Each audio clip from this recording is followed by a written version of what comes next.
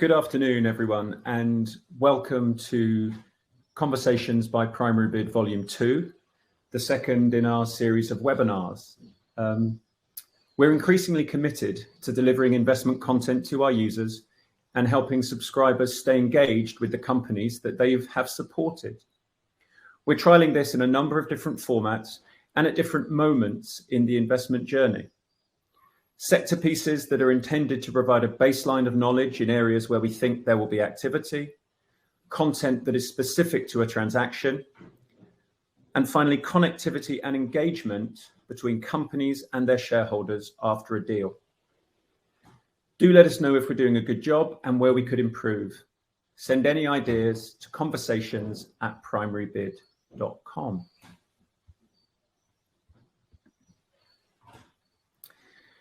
So before we start, do please read the disclaimer that's posted on the screen. Specifically, please note that investing in securities involves a significant degree of risk and that this webinar does not include investment advice, guidance, or recommendations. So we kicked off Conversations by hosting a trio of venture capitalists focused on different segments of the technology sector. And today we turn to royalty financing. We've raised for 3 royalty finance companies, and these deals were well supported, generating over £50 million of demand from our users. Today, 2 of them return to discuss how they have progressed and allow you to ask questions about their business model and execution. I'm thrilled to welcome Neil Johnson, CEO of Duke Royalty, and Adam Davidson, CEO of Trident Royalties. Whilst both have built businesses on similar underlying principles, they use different tools and have different exposures. In this way, I hope that they will complement each other and allow us all to build a broad understanding of the sector. We'll follow the same format as previously. I'll briefly set the scene before handing over to our speakers. We'll finish with Q&A.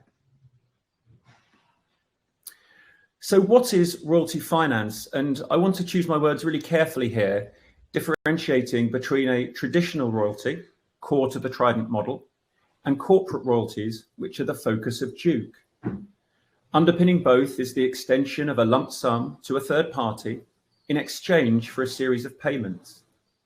In the case of traditional royalties, these payments are a fixed proportion of the revenue generated by a specific asset, such as a mine, a patent, or a music copyright.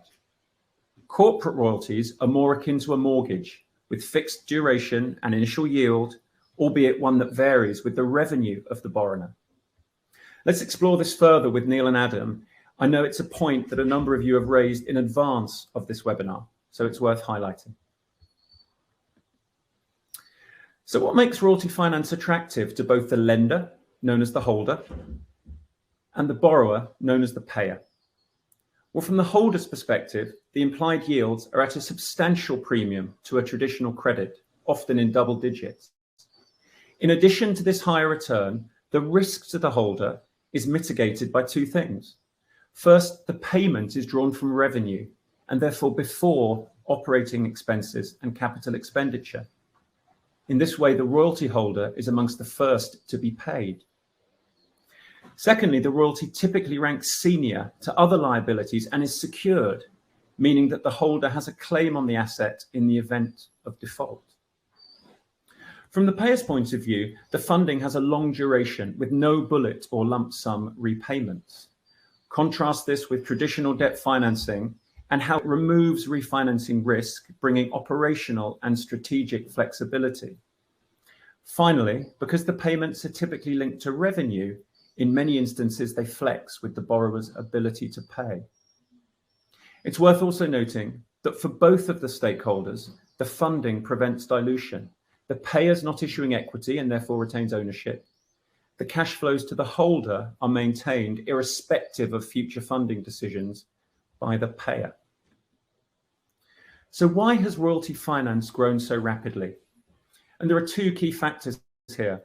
One being the aggregate growth in debt funding, driven by economic growth, low rates of interest, and latterly the pandemic. The second being the challenges that the banking system has had in responding to this demand. This is due to fundamental changes in capital requirements and funding mix driven by regulation, alongside growing competition from fintechs. And as a result, non-bank financing in general has grown, evidenced in this chart by the AUM of funds involved in private debt direct lending, but also reflected in the demand for royalty finance. So why do royalty finance companies exist? Why should investors not just buy single royalties? Clearly, liquidity is a huge factor, but an important feature of royalties is that their attractions grow when they're aggregated. Diversification, either by commodity, jurisdiction, or industry, reduces the cost of failure of any individual project. Therefore, aggregating royalties reduces risk. Typically, this has an important implication for the rating of an earnings stream. As the risk to earnings falls and their volatility reduces, the multiple that investors are willing to pay for them rises. Secondly, royalty finance benefits from scale economies and operational gearing. Simply put, an additional royalty requires only modest incremental overhead so that the conversion of revenue into profit is high and profitability rises with scale. Franco Nevada is a large royalty company listed in North America that generated revenues of over $1 billion in 2020, with margins in excess of 80%. The chart we show on this page is slightly tongue-in-cheek, but I think it illustrates the potential to scale without adding additional resource. Franco Nevada's market capitalization per employee is over 70 times that of Microsoft. I'll end by saying that whilst European royalty financing is relatively immature, North America gives some indication of potential growth and the potential size of the industry and its leading companies. With that, I'll hand over to Neil from Duke Royalty. Thanks for joining us, Neil.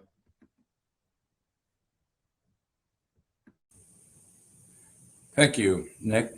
That was a very great introduction, and you explained that very well. Sometimes I say that corporate royalties are not a true royalty. So for everyone who's educated on this call, we'll go through why we call ourselves royalties, but corporate royalties, as Nick has well explained, are a little different. So let's get into what we mean. First of all, just to set the scene, Duke Royalty provides a minimally dilutive capital that provides no refinancing risk for the owner. And we're looking for private and owner-managed companies with strong cash flows historically. So these are long-standing, profitable private businesses that need capital. And we'll get into why both that's important for investors and also the business owners. But first of all, we are the only corporate royalty that's publicly traded in London. There are North American comparables to corporate royalties, but we are the only ones listed in London. What this model, as Nick explained, provides is both a strong dividend yield. Our cash flow per share is very high. And also for us, we are not a fund. We are a corporate, so we're an investment company, and that gives us operational leverage as we scale the business. Our operations OPEX does not stays relatively flat, and that with that graph of the revenue per employee comes to fruition. And then the other thing is, in these times, especially today and everything that's going on in the world, inflation-adjusted returns are also a key feature of royalties. What are the different types of royalties? And they are two buckets. There's a lot of different flavors of royalties. There are drug royalties, there's music royalties that you might know, and on oil and gas, and we'll let Adam explain that. Franco Nevada that was highlighted there, that started in 1980. So there are 40 years of history of royalty companies that are publicly listed in North America. And I would say, you'll probably understand this, but I am Canadian, and Franco Nevada was founded right here in the city that I'm in, Toronto, Canada. So it is Canadian invention. The oil and gas revenues, Wheaton, the silver Wheaton that was also highlighted there is Canadian. And the history of Duke is that I saw that there was a dearth of companies. I was for 10 years the head of investment banking for Europe, situated in London for Canaccord Genuity. And then when I came back to Canada, I saw this opportunity that I really couldn't pass up to bring corporate royalties to London. And what do we do? Well, think of our corporate royalty as a long-term participating loan. Characteristics, and we've tried to model this loan with the characteristics of royalties. So it appeals to investors and public investors, just like other types of royalties.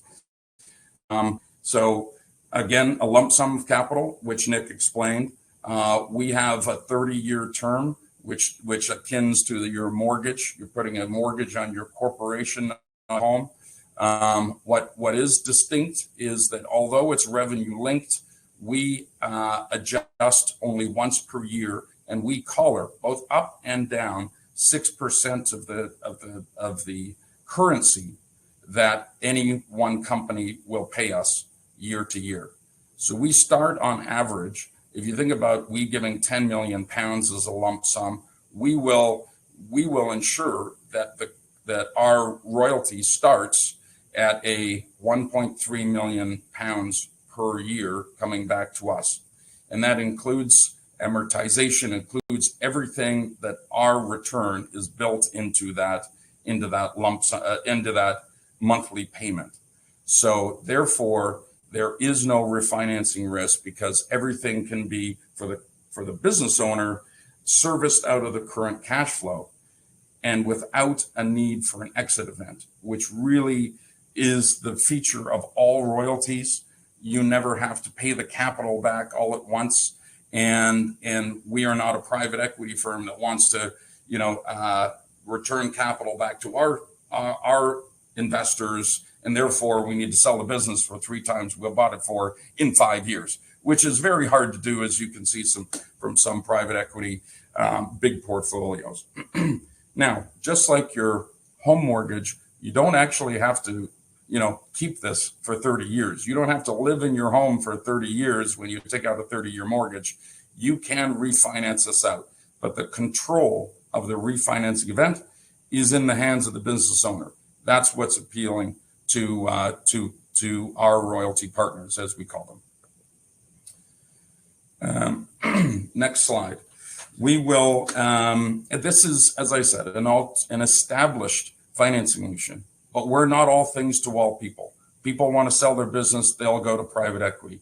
People in companies that are very mature, they can provide. They can go to their high street banks, and they don't worry about the refinancing risk. But for the SME private business owner, we have a solution. We have an alternative for you, and that is a no refinancing risk. What they love about it is the lack of control. We are passive economic participants in their business, but we don't control their board, their strategic vision. Those are the things that Nick said. Also, we do have the senior secured loans, also what Nick said, and this free cash flow impact at the bottom is where we differentiate ourselves from the high street banks. There's a refinancing treadmill in SME financing that amortization payments start in year 3. So basically, and you can't pay those amortization payments out of cash flow. Therefore, you have a significant free cash flow impact, and you have to refinance that loan. And in times of short-term uncertainty, business owners look for long-term solutions to their capital needs. And we are the only ones that have this alternative and this solution that is a long-term, light amortization, keep you in control. You don't have to sell your business, and you never have to refinance this debt. So that's what appeals to owners. What appeals to our investors? What you'll see with every single every royalty is that we provide both a dividend yield and capital growth. And coronavirus aside, because that hit everyone, that's what we've been able to show. But how we get those attractive returns is twofold. Per investment, as you can see, we have annuity-like revenue streams from that company. There's also the compounding opportunity. This is important distinction from corporate royalties, from traditional royalties. We have embedded growth. If we do our job right, companies with inflation, their top line will grow. And therefore, we have embedded growth. And it's not an asset that is in terminal decline or a depleting asset over time that goes to zero. We can actually get growth. And then on the through the basket approach, we get that operational gearing. We get yield compression because of the diversification of risk from stretching out a number of different revenue streams and the royalty partners that we have. And we'll get to that. Let's get to it now. Our investment highlights. This is Duke Royalty now. We have 13 royalty partners, but we have over 40. It says 39, but we just did another deal. 40 operating subsidiaries. So there's 40 companies that feed our royalties, and that is the underlying diversification. It's important that everyone realizes for corporate royalties that an important part of our business model are the realizations. The companies will want to refinance us out. You get too big and they can lower their cost of capital, they will get out of our relationship. That's good for us. It actually takes these prepayment, the penalties, just like your mortgage. If you get out of it early, there's penalties to the bank. We get a redemption premium that increases our IRR on that investment if you higher than if you just ran it to the 30 years. I think I'll move on just so we have a few other things to say, but we will skip through these relatively quickly. Here are our actuals for the last 4 months in revenue terms. So you can see how quickly the cash revenue can build in these royalties. I want to note that the last 12 months, year over year, core operating expense has only increased 7%, and therefore you can see the operating leverage. An important point of our model is that we return a high proportion of our free cash flow back to shareholders in the form of dividends. So we want to continue to reward investors with more and more increasing dividends. Diversification. This is the slide on diversification where we have come from the last 12 months, and we're going to keep increasing those slices of pie to get down to less than 10% for any one investment. Here are the current partners that we have. They are a mix of North American and Western Europe, mostly in the UK, Ireland, and the use cases are buy and build. So this is acquisition capital, very good use case, both for our investors, because it's kind of the same return for lower risk as the company grows, and also for the companies, because they're on refinancing treadmill. As they grow, we will provide the further capital, and they don't have to refinancing their bank, from previous years and previous acquisitions. So it's a perfect match for us. We've done a bunch. that you can see their acquisition capital is listed.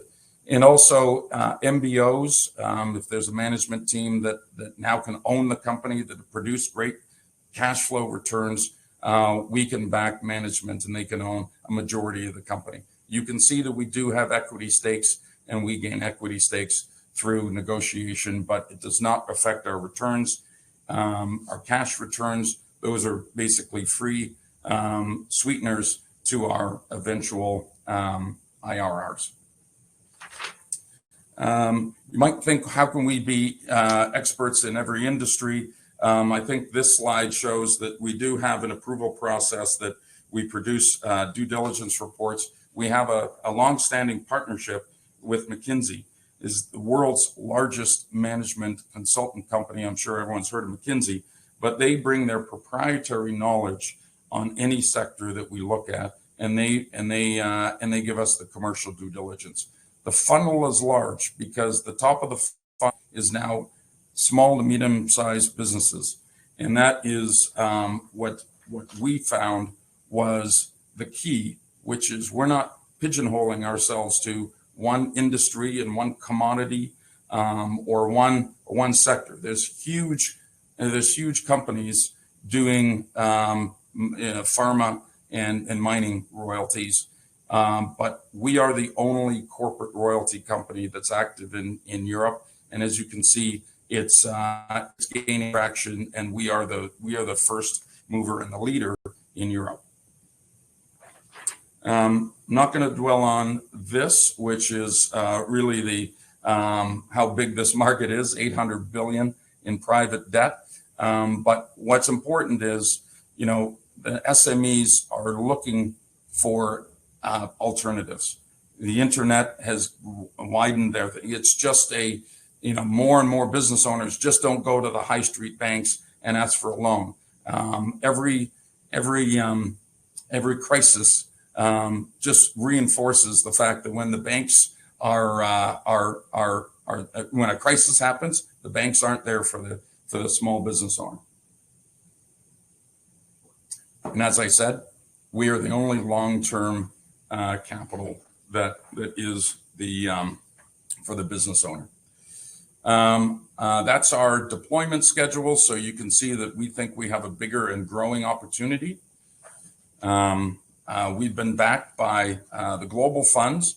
You can see some household names on there, and that is a core strength of ours, the sponsorship from big institutions. And in summary, I want to leave you with that we have built, first of all, as I said, the largest royalty company in Europe. They're doing what our flavor of royalties is. It's basically long-term participating loans for small and mid-cap businesses, but we're looking for cash flowing businesses that want to retain control of their company.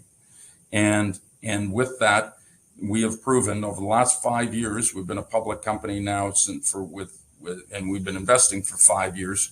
We have a mature portfolio. We've had realizations. We've survived COVID and actually thrived through COVID. And 2022 is going to be our best year yet. And with the high operational leverage, we have increasing dividends. We've increased our dividends in the past, and we will continue to do that in the future. And I think I'll leave it there, and we'll take some questions, and I'm sure we'll get into some lively debate with traditional royalties versus corporate royalties. Thank you very much, everyone. Neil, thank you very much. That was very interesting indeed. And just a reminder to those who have joined, we've got a lot of questions coming in, but do please contribute. This is a really great chance for you to ask about the business model and the strategy of those companies that you have invested in. So at this point, I'd love to welcome Adam, CEO of Trident Royalties, who is, as I said earlier, going to speak about the more traditional business of royalties that Trident excels at. So Adam, over to you. Thank you so much. Yep. Thanks, Nick. I'll jump straight in. So as Nick mentioned, we're an AIM-listed mining-focused royalty company. We listed on AIM in June of 2020, so a relatively young company. When we listed, we had just a single royalty, a producing iron ore royalty. Since that time, we've now expanded out to having a total of 21 assets, 9 of which are producing, so pretty accelerated growth. And along with that, we IPO'd at 20p, and we're sort of hovering around 50p today. So I think it's safe to say that the market's sort of taken notice of what we're doing as we build out the platform. But let me take a step back. I think the sort of what our royalties was pretty well covered by both Neil and Nick. But a few nuances, I suppose, to mining royalties in particular. So mining royalties are pretty vanilla in the sense that it entitles the royalty holder to a percentage of revenue from the underlying operation. So a couple key things as it pertains to mining in particular. One is that you're getting exposure to just the revenue line of the P&L statement. So of the profit and loss, you're only exposed to revenue. And as many of us know, investing in mining equities, it's the cost side that can get you in trouble. So an environment like we're in today is probably the best example of where mining royalties thrive. So inflation is at 40-year highs. There's a huge amount of volatility out there in the global space. So you see that reflected in commodity prices, real assets in general, but commodities in particular.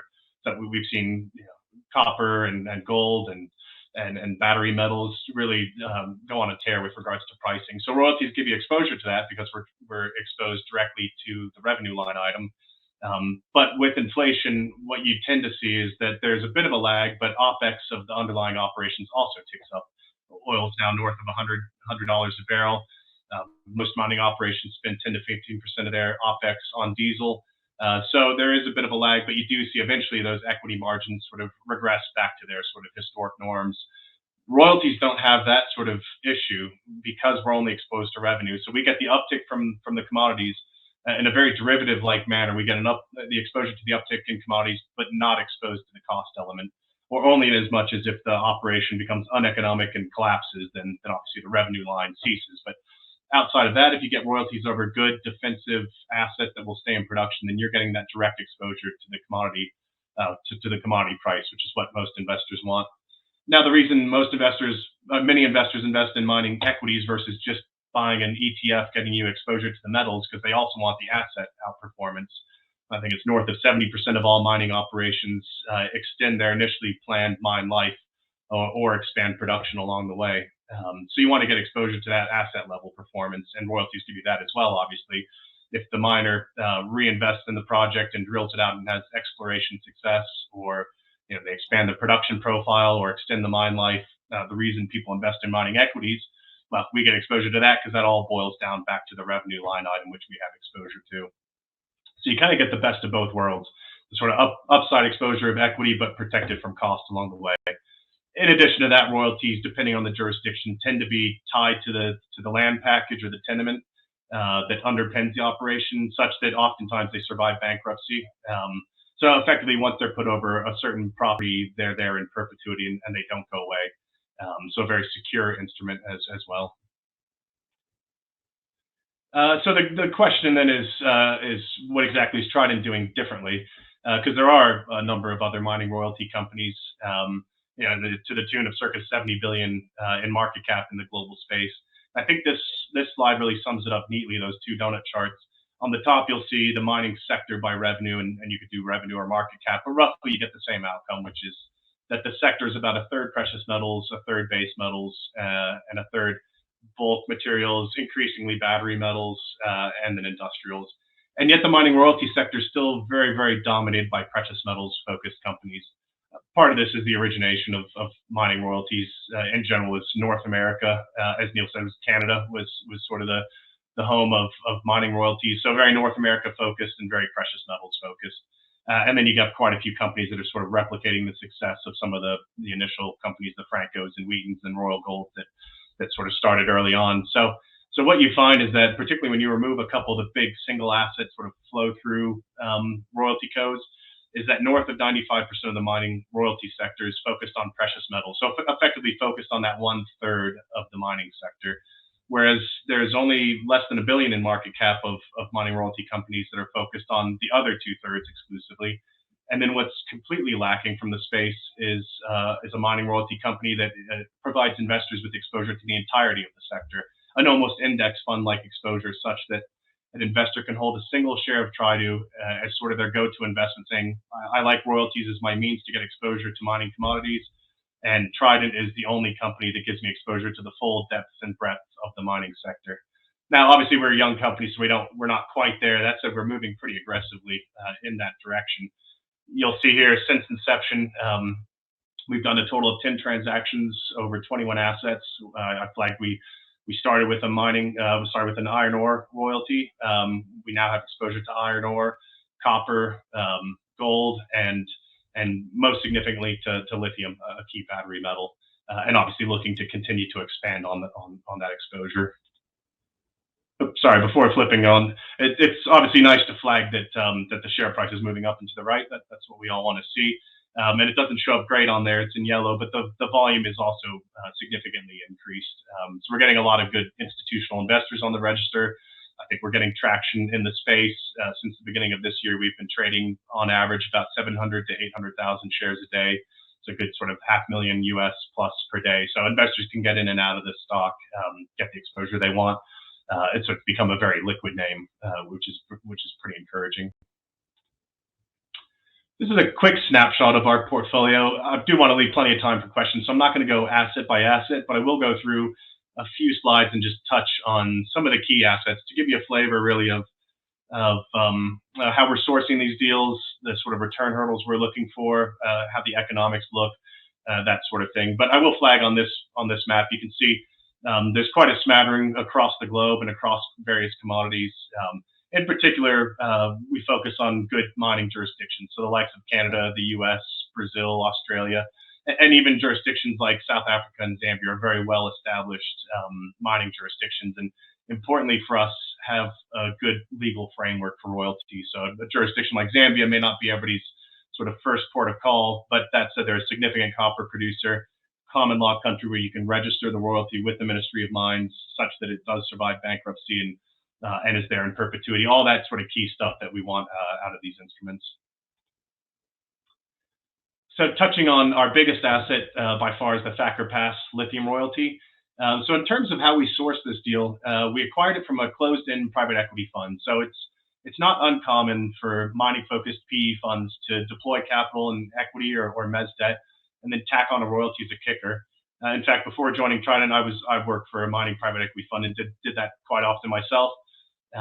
But these funds are closed ends and such they have 10 or 12-year lives before they have to return the capital to shareholders to their LPs. So in the case of this particular royalty, it was getting close to the end of its fund life. The fund retained 40% because they want to sell that when the mine's in construction. Well, they'll see a bit of a value uplift, but they can't wait until it's in actual production, which is where you really maximize value. So we knew this royalty was out there. It was written about 10 years ago over a large tier 1 substantial asset, the only huge material lithium project in the US that's as advanced as Thacker Pass. So we knew the royalty was out there. What we wanted to see was a couple critical steps, and those were sort of ticked off in January last year, where they received their final key federal permit. And then a few days later, the operator of the asset, Lithium Americas, raised $400 million towards construction financing. So permitting and financing are the sort of two key hurdles to see a project come into production. So at the moment now, where it sits is there's in the U.S. permitting process, you're allowed to challenge then this final permit issuance. You can no longer really challenge on the substance of the permit, but rather that something in the permitting process was missed. We're very comfortable, obviously, that there wasn't anything missed. It was a 10-year permitting process, was very thorough. Our expectation is that the permit will be finalized in the next couple of months, and as flagged, the operator has already raised the capital. It's a $3.5 billion company, so very well capitalized. They've raised $400 million towards construction of this asset, so it will kick straight into construction first half of this year, is what they've publicly flagged. In terms of economics, we priced this at about a 16% post-tax IRR. Our internal hurdle rate is 15% on a portfolio basis. I think we've been exceeding that to date.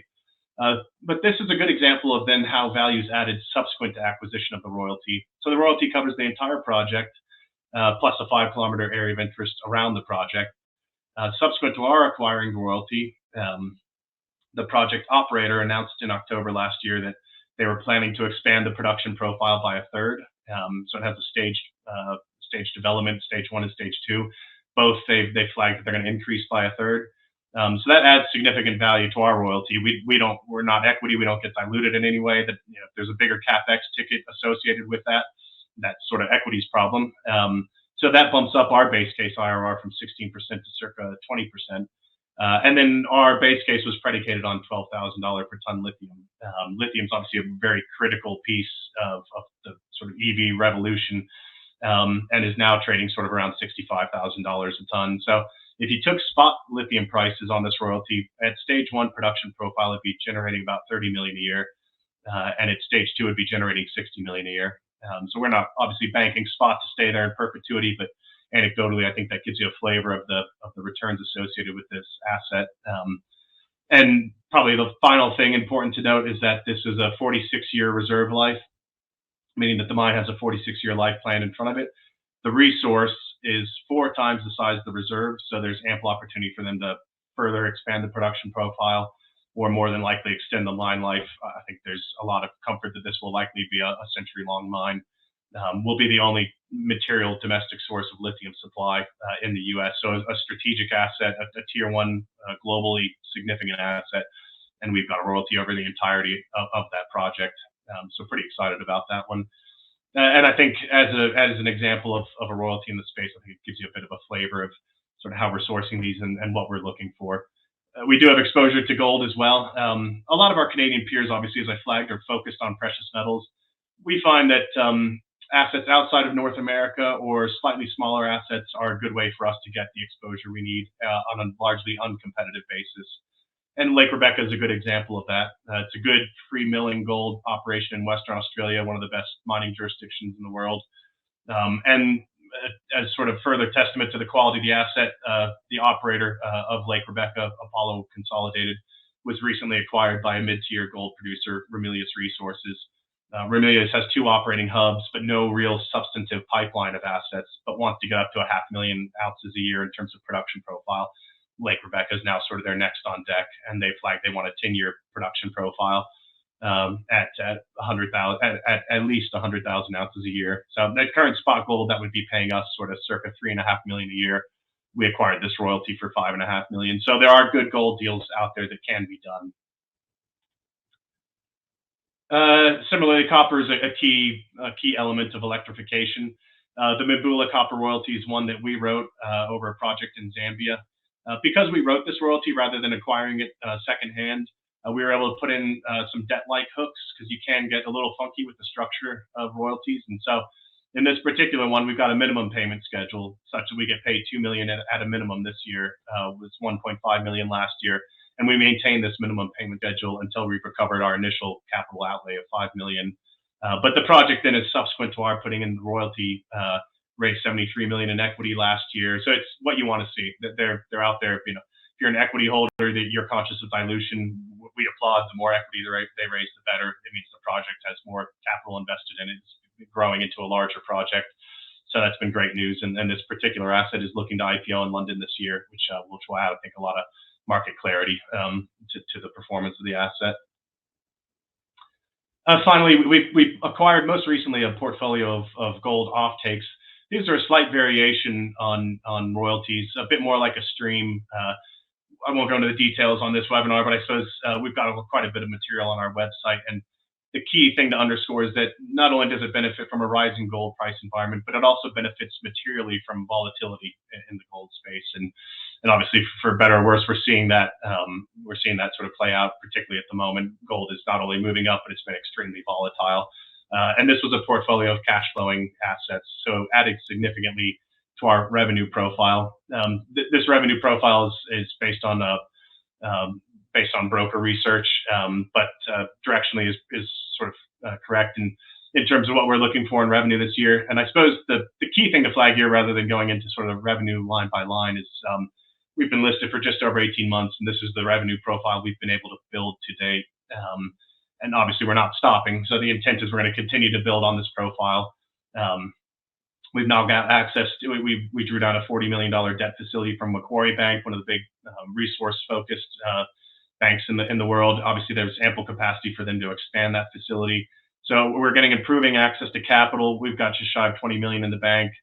We can use our paper to acquire existing royalties as well. Then we've got internally generated revenue, and all that sort of tees up, being able to drive down our cost of debt, drive down our cost of capital more broadly, to be able to self-generate the revenue such that we can redeploy it into royalties. And then obviously for a shareholder's perspective, we want to get to the point where we're returning that capital via a dividend. And I will skip over our CVs and just get to the conclusion, which as I flagged, we've got a high quality institutional investors on the register. You can see a few of the names listed there, and in the last raise in particular, quite a few UK institutions took a toehold position. In fact, quite a few sort of waived their market cap requirement, size requirement, to be able to get a toehold position. So we're very pleased with the support we've gotten out of the UK.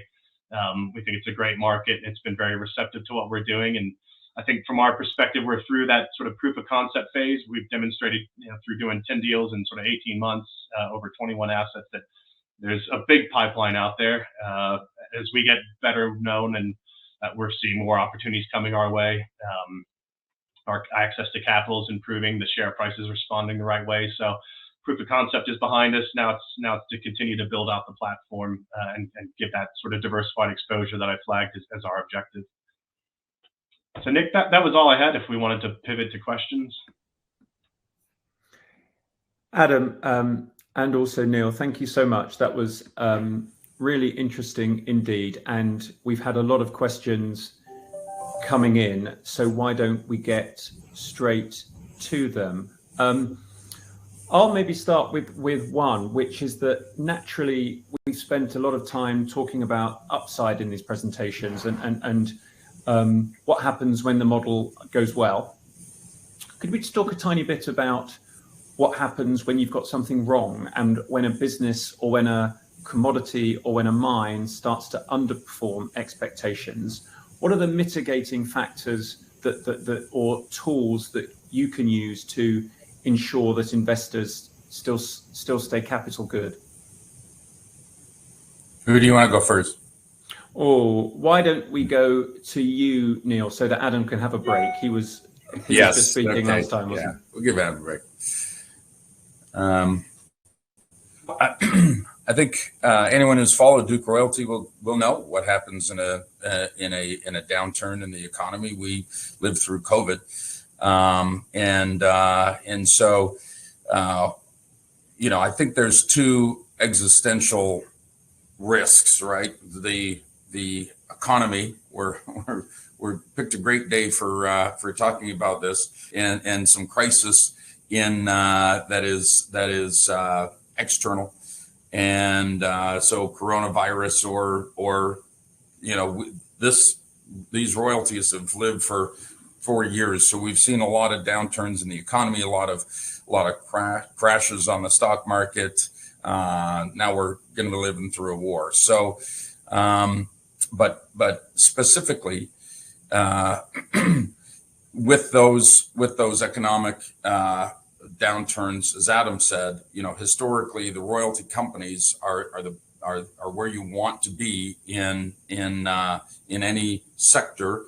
If you're invested in that sector, you want to be in the royalties because we are top line, fed, right? So, and that's you can see what happens to our royalties in a global context. But and then there's the other side, which is on a deal by deal basis, or a one royalty. I can only speak to the corporate royalties, and I'll let Adam speak to what he does. But we are senior secured loans, so that's basically we're the owner of the business is going to lose everything before we lose a dollar, and that's that makes sure that we. But having said that, we want to continue long-term partners. And so there needs to be, if there is an underperformance of the company, a plan to get back into compliance. We have events of default, we have debt service coverage, we have all these covenants, just like a senior secured loan from the bank. The difference is that we're not motivated by getting fees from our loans and the repayment of capital as quickly as possible. And so what we're protecting is the business as a whole and the ability for that business to cash flow, to us. And we are the top of the capital stack. So if there is a time where we have to take an action or change management or get equity or equitize our payments, we do that. If we need to stop the payments and accrue the payments for a while to keep the breathing of the company and not kind of put our foot on the neck of the company, we can do that. And we can get active, but we can also affect the sale of the company to recoup our capital. So those are the three things that specifically that we do. And then globally, you can see over the 40-year history what happens in downturns.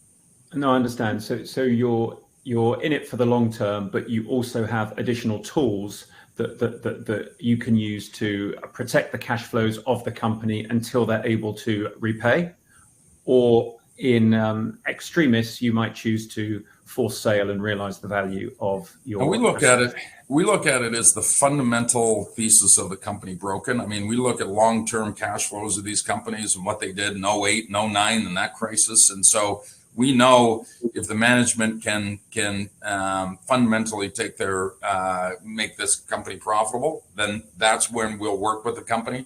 If we now look at the company as something has changed fundamentally from our investment thesis, that we don't think the company will survive, then we take a lot more remedial action and get active. Great, thank you, Neil. Adam, over to you. Yeah, a lot of that holds true for mining royalties as well. I suppose a couple of things I'd add.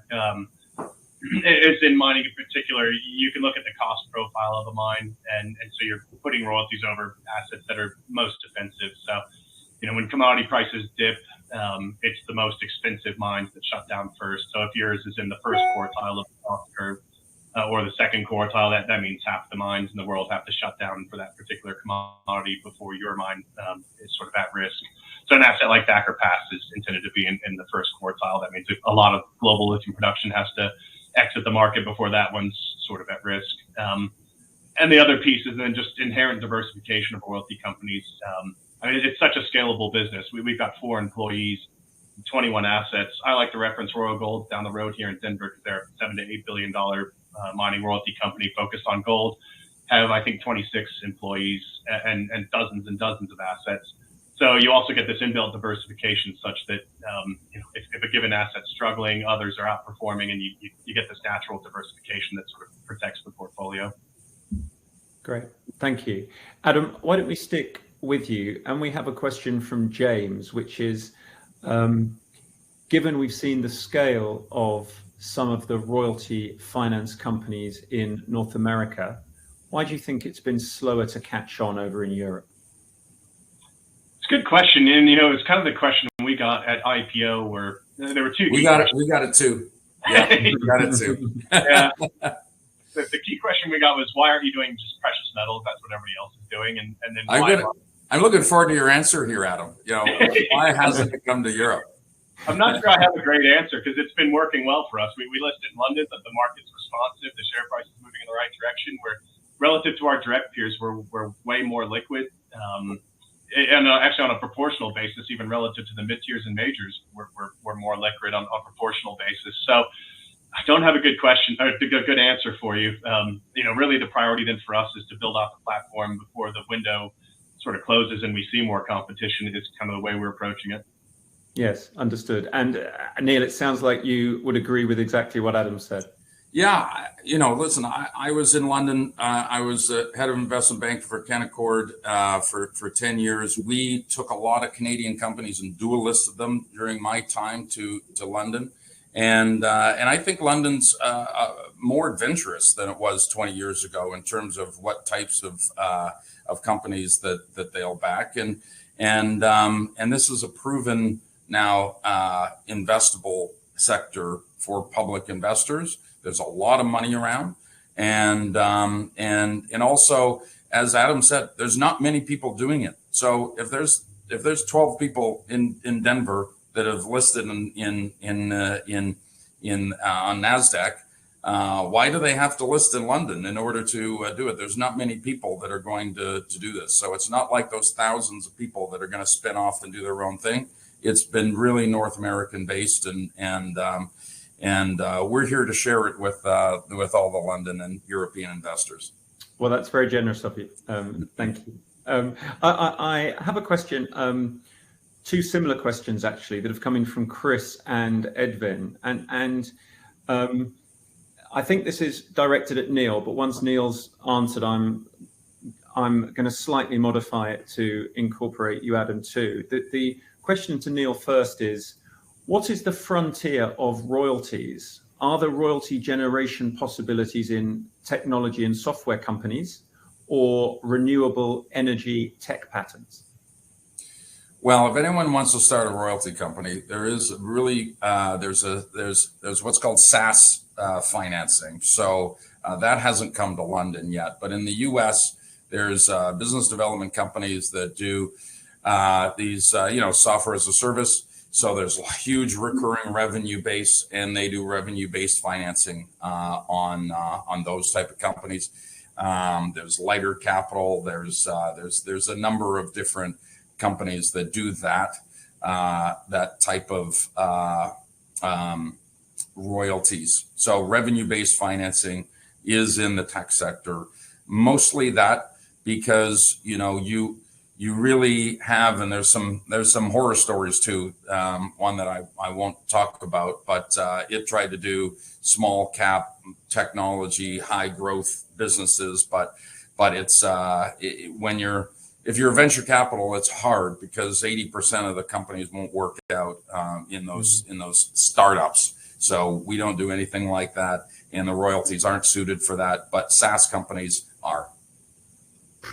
Presumably there's something there about the natural dynamism of technology, which means that extending capital for a 30-year period, frankly, might seem hard. But it's also like if you're going to put 1% of their revenue, for 30 years, and you want to do that, they're going to think, well, I'm going to be growing for 30 years at 100% revenue a year. And so this is going to be really, really expensive.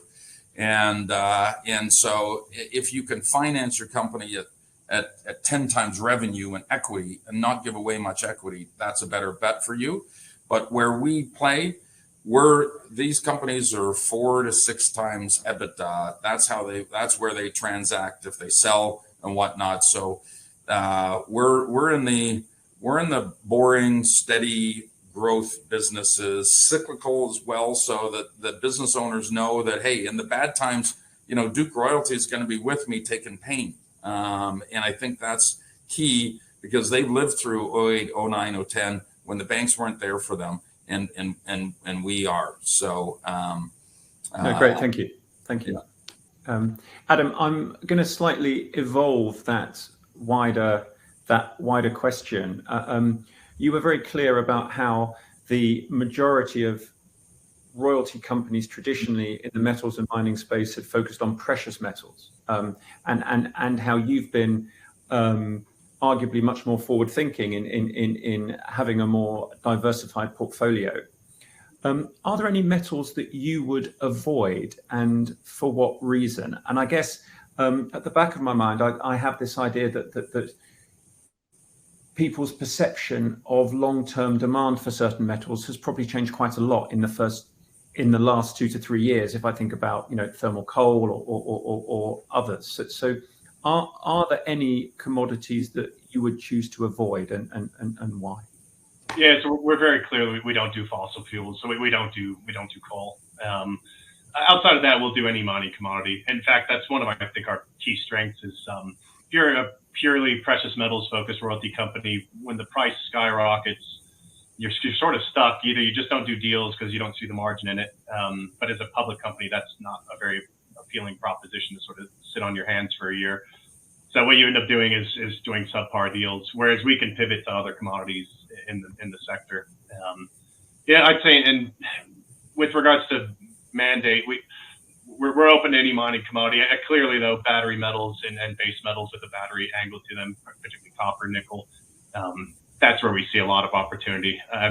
It's when you look at copper in particular, you've got these government mandated initiatives for electrification, but mines don't turn on government mandates. They turn on when the demand materializes and the price skyrockets and projects become economic and turn on.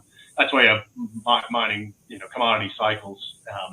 But what we're seeing now is I think a lot of the majors that used to drive that sort of expansion of production, they're now trying to cleave off assets. In particular, they've got a lot of ESG related concerns where, if you've got a Glencore that's got north of 150 mines they're operating, it's hard to keep across that number of assets. So what they're doing is sort of trying to whittle that down to a core number of assets that they can manage.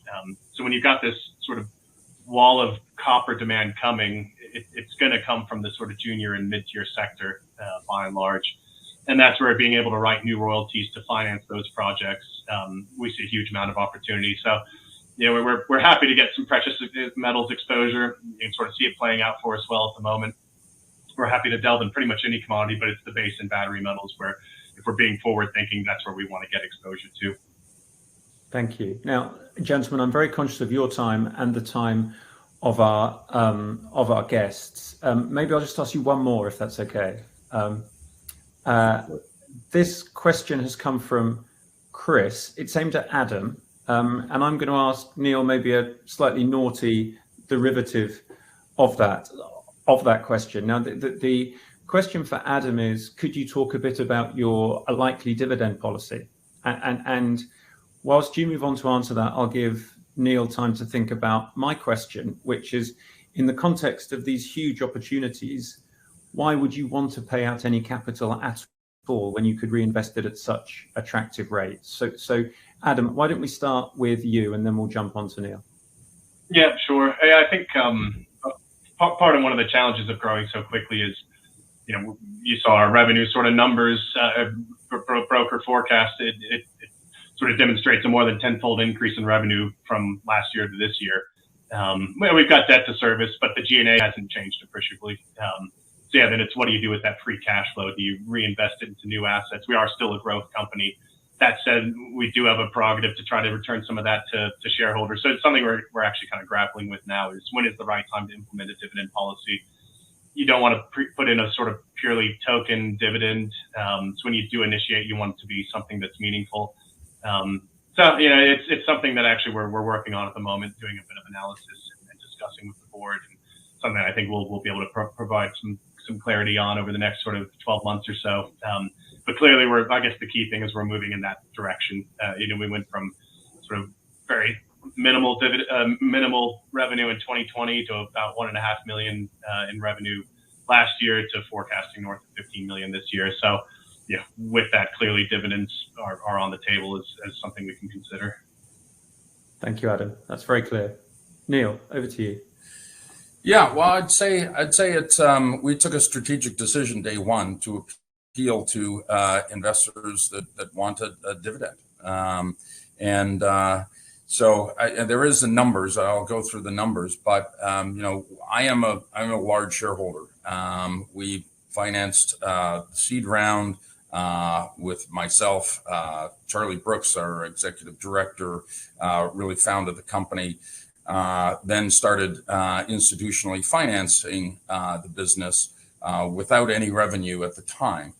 And so we've done 5 rounds of institutional financing. As Adam said, our shareholders also had to get exemptions to invest in us from a very early stage. And so the cash flow really, when we started, we put a dividend on the stock. We took 75% reductions in our salaries in order to prove the model, which was growth, capital gains, and dividends, to appeal to investors. We'd have a quarterly dividend. We've always tried to kind of between 5 and 6% dividend yields, but I think that yield compression will grow as we grow. Now we're 150 million pounds, and Nick, to your question, if we reinvested, the first year's cash flow, that'd be £1 million. We do deals at 5 to 10 million pounds. We're doing deals at 20 million pounds now. Just to not give a dividend for a year to 2 years now, just to do one extra deal in the early years does not make sense. What we are committed to do is to bring down the payout ratio to give more buffer, and that additional capital can be used for other capital deployments. But a core tenet of ours is to reward our shareholders every quarter, and I'm one of them, to have a quarterly dividend and growing, to reward our shareholders and keep us disciplined in what we do. And I think it's worthwhile saying that I'm sure that your shareholders are very grateful for that too. But great answer, thank you. I'm very conscious that you've got businesses to run and that you're busy men, but I'd like to thank you once again for being with us today. It's been hugely interesting. I'd also like to thank all of our listeners too, who are busy and who have tuned in. Thank you very much.